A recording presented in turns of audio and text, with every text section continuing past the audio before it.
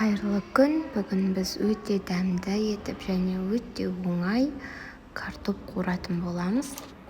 Ол үшін бізге қажетті өнімдер ет, картоп және пияз. Етті алдын ала турап алдым. Картопты видеодағыдай етіп турасаңыздар болады, немесе өз қалауларыңызша турай берсеңіздер болады.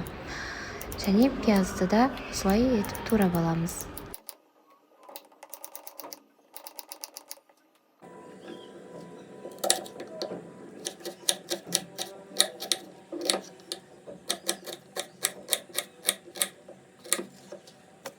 Ары қарай барлық туралған өнімдерімізді енді қуырамыз.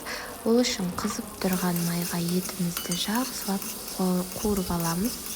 Одан соң пиязымызды салып, картопымызды салып, қызарғанша жақсылап қуырамыз.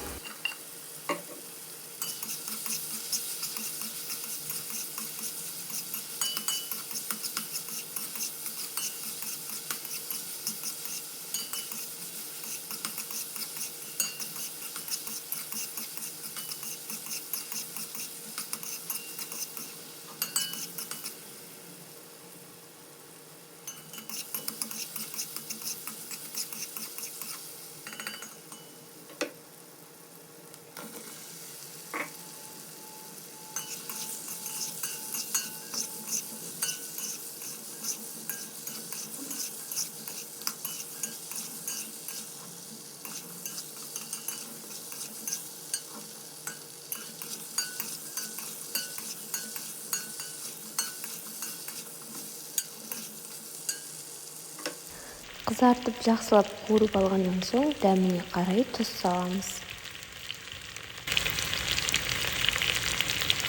Барлығын жақсылап араластырып болғаннан соң бір пиала немесе кесе көлемінде су құямыз. Астын баяу отқа 30-35 минутқа қойып қоямыз. Біздің тағамымыз дайын. Жасап көріңіздер. Ас болсын, каналға тіркелуді ұмытпаңыз.